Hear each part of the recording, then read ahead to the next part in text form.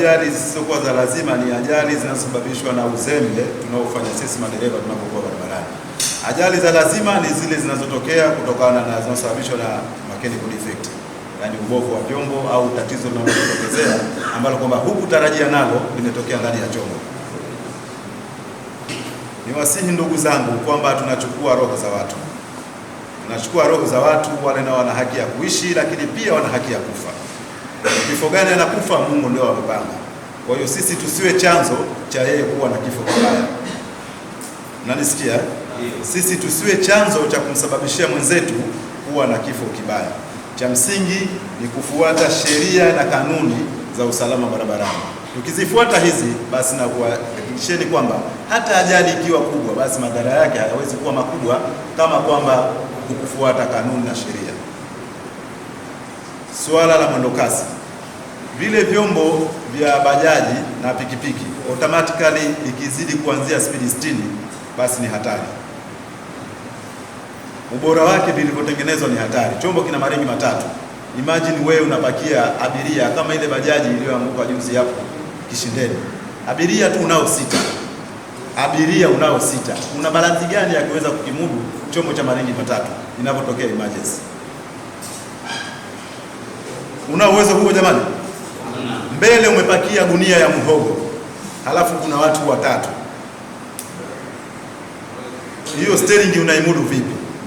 Hebu jamani, pamoja na kwamba tunatafuta riski, tumepewa hivi vyombo kwa mikataba na mabosi wanataka ritani zao, basi tuangalieni na usalama wa maisha yetu. Tunaelewana?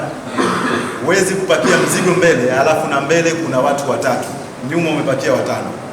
Mpaka pale kwenye dashboard ya nyuma ambapo mnaweka speaker, umeenda kulaza mtu.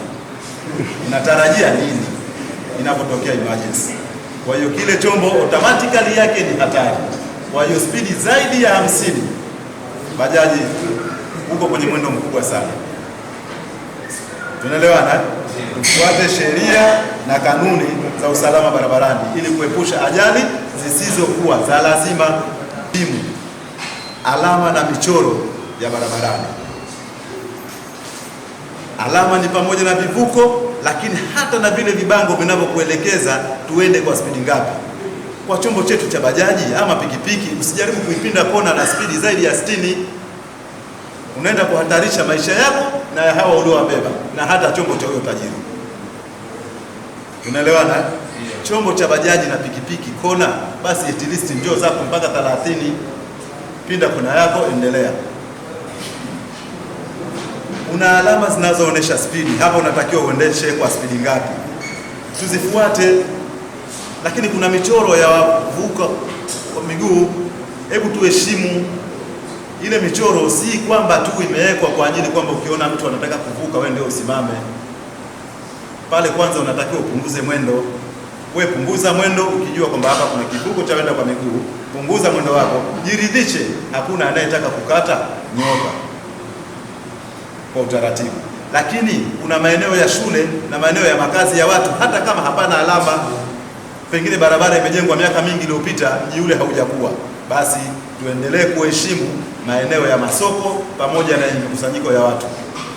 Kupita kwa mwendo wa wastani unaweza kustahili. Hata kama ikitokezea ajali, basi isitokezee ikawa janga la mawio, kuanza tena kuwaita kina nani Kitenge, Maulidi Kitenge na nani kuja kuandika hiyo taarifa. Inaweza ikawa ajali ndogo tu kama utakuwa umeenda kwa utaratibu. Lakini tuna mataa hapa,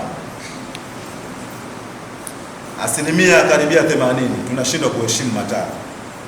Sidhani mtu anapokwenda mjini ana haraka gani na hana mgonjwa anayepeleka mjini. Hakuna hospitali kule mjini. Lakini mtu anashindwa kusimama kwenye mataa, anatokea bobo analikunja tu, anatokea mjini. Hebu tuacheni, tufuate ni utaratibu. Ikitokezea wewe hukuheshimu ile taa, halafu aliyeheshimu koje ukamkwaa pale, akikuleta pale akakwambia mimi nataka chombo kipya, hivi wewe una la kusema? Si ushamtia hasara kwenye bajaji yake? Tujaribuni kuheshimu michoro na alama za barabarani, kuhakikisha kwamba hatuendi kusababisha ajali zisizokuwa za lazima. Hizo tunaita ajali za uzembe. Ikiwa tutafuata hizi taratibu, basi ni matumaini yangu kwamba hata likitokezea, kwa sababu hatuwezi kuzuia ajali, lakini hata likitokezea basi lisiwe kubwa. Kama ni maiti amekufa kwa zake kufika, lakini analazika. Watu wamezikwa saa 5 usiku juzi tu hapa, hata wiki 3 hazijafika, wanatoka kwenye bajaji saa 5. Mtu amevurugika kiasi ya kwamba hatamaniki. Bajaji hiyo umepakia watu 6, lakini bado mwendo unaotembea unaujua wewe. Lakini jambo jingine, tuache hili, nalisisitiza tena, tuache kutanua barabarani.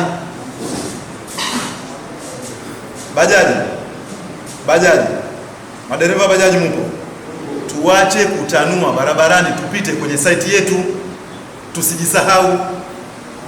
Unaikuta bajaji yupo katikati ya barabara, mpaka mesa nyingine namfuata kabisa, pita kushoto, mtu anajisahau. Zile ndio ajali za uzembe. Inapotokezea la kutokezea, utakuja kumkwepa vipi huyu na umepakia watu 6 na kula mgogo mbele? Huyu anayekuja na mkwepaji wakati wewe upo katikati ya barabara. Huwezi tena, hebu pita kushoto, huyo mtu akufuate huko kushoto. Tunaelewana? Tuwe makini sana. Ajali zote maringi matatu. Una watu 4 hapa na mmoja yuko kwenye dashboard kule, alafu kuna polo ya mhogo, alafu bado una simu hapa. Unaniambia nini? Likitokezea nani mwenye tatizo? Nawauliza, likitokezea nani mwenye tatizo? Utakuja kusema mwenye gari kakugonga. Sawa, wewe ulikuwa uko vizuri. Wewe uligongwa kwa sababu ulishindwa kuibalance pikipiki kutoka na upakiaji wako. Yule ungeweza kumkwepa ukamwacha akaanguka mwenyewe. Kwa hiyo